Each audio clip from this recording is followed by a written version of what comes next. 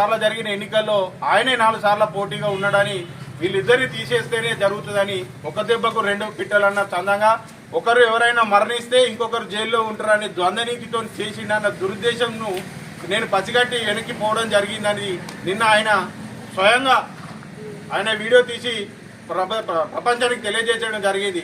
ఇన్నటితోని దుద్దిల కుటుంబం యొక్క దుద్దిల శ్రీధర్బాబు యొక్క ద్వంద్వనీతి ఈ బహుజనుల పట్ల ఈ మంచి నియోజకవర్గ ప్రజల పట్ల వారు ఏ విధంగా కర్కశంగా ఉంటారో ఒక నాయకుడు బహుజనుల నుంచి ఎదిగితే అదే బహుజనులను ఉపయోగించి ఏ విధంగా తిట్లకు పురాణించి హత్యకు ఉసుగొల్పుతారో నిన్న వారి మాటల్లో తేటతెల్లం అయింది. కాబట్టి ఇక ముందైనా ఆయనకి ఏదైనా జరిగితే దాని పూర్తి బాధ్యత దుద్దిల శ్రీధర్ బాబు గారిది, కాంగ్రెస్ పార్టీదే.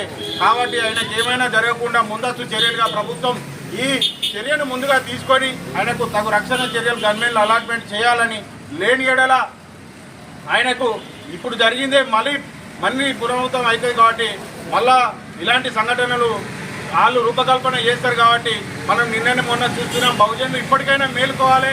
వాళ్ళేదో చెప్పిరని వాళ్ళ మాటలు విని మనం శత్రుత్వాలుగా తయారు చేసుకోవద్దు. అయితే మన ప్రాణం లేకపోతే వాళ్ళ ప్రాణం పోతుంది. వాళ్ళ రాజ్యాధికారం మాత్రం చల్లగా ఎటుపోకుండా ఉంటుంది. కాబట్టి మనం ఇప్పటికైనా ఈ మంత్రి నియోజకవర్గంలో నియంత పాలన యొక్క ద్వంద్వ నుంచి బయటపడింది.